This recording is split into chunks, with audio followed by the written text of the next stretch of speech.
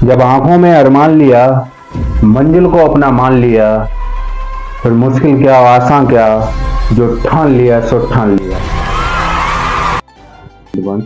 अब यहाँ से शुरुआत होती है एक नए वंश की, जिसका नाम है मौर्य वंश। ये मौर्य वंश कैसे पड़ा? मौर्य वंश बताया जाता है कि नंदों के जहाँ जो चंद्रगुप्त मौर्य की माँ रहती थी,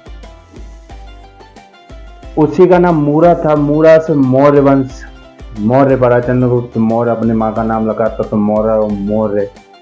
क्या कुछ लोग ऐसे भी बताते हैं, जो नेपाल की तराइयों में मौर्य वंश के कुछ वंशज रहते हैं वो क्षत्रिय थे, लेकिन कुछ लोग बताते हैं कि वो शूद्र एक महिला थी, मूरा, जो एक शूद्र थी उसका पुत्र है।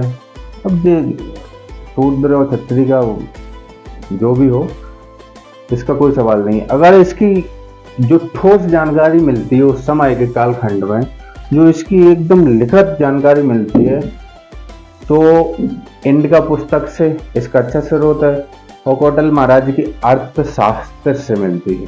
दो चीज इसके अच्छे स्रोत हैं।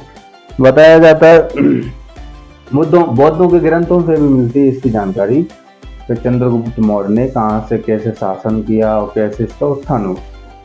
अब यहाँ से चर्चा करते हैं, जब इसने गद्दी संभाली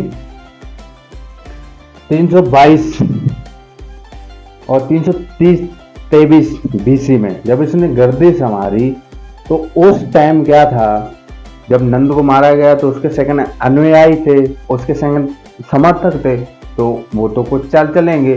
तो ये चाल से निपटने के लिए कौटिल्य महाराज ने एक तरकीब लगाई, और एक यहीं से एक गुप्तचर व्यवस्था शुरुआत की। माना जाता है कि जो सुदृढ़ और एकदम सुचारू रूप से एक नेटवर्क फैला दिया गुप्तचरों का, इतना हाई था, और कोई भी राज्य में परेशानी आने वाली होती थी, युद्ध की स्थिति, या तो उन्हें पहले उस चीज की जानकारी मिल जाती, तो उन्हें प्लानिंग बनाने में अच्छा खासा टाइम मिल जाता था। इसके बाद क्या होता है, अपन बात कर लेते हैं 305 बीसी की। 305 बीसी में क्या हुआ, तो सेलुकड निकेटस था, तो सिकंदर का वंशज माना जाता है। तो उसने क्या किया, जो क्षेत्र थे गांधार, कावर और मकरान, हेरात के जो क्षेत्र थे, उसको छुड़ाने के लिए, उससे लगे जो क्षेत्र थे जिस पर चंद्रगुप्त मौर्य ने कब्जा कर लिया था, और उसको छुड़ाने के लिए सेलुकड निकेटस चंद्रगुप्त मौर्य से युद्ध की घोषणा कर देता है।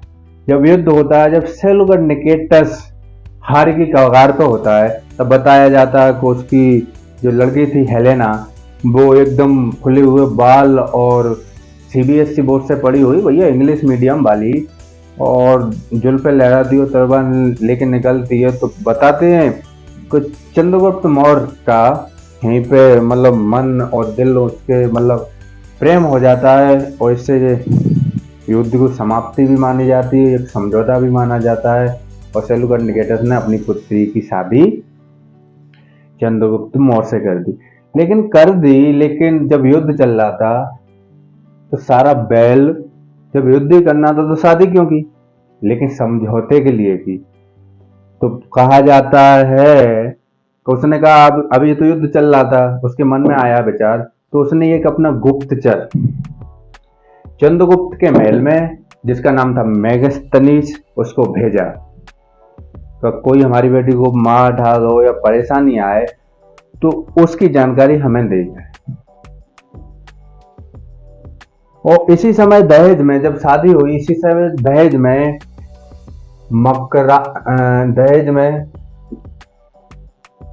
काबुल, मकरान, हेरात और गांधार ये क्षेत्र दहेज में चंद्रगुप्त मौर्य को सेलुकड निकेटस ने दी।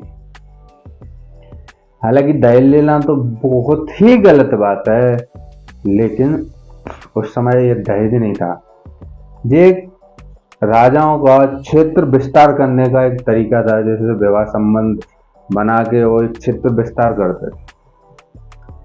लेकिन दहेज लेना तो बिल्कुल गलत है हमारे ख्याल से। आज के युग में तो एक ट्रेंड बना लिया है। जो लोग दहेज लेते हैं उनसे तो मेरी एक ही अपील है, एक ही प्रार्थना है कि यहाँ टैग लगवा लो, हम भिखमंगे हैं, हमें भीख चाहिए, हमारा गुजारा नहीं हो रहा है,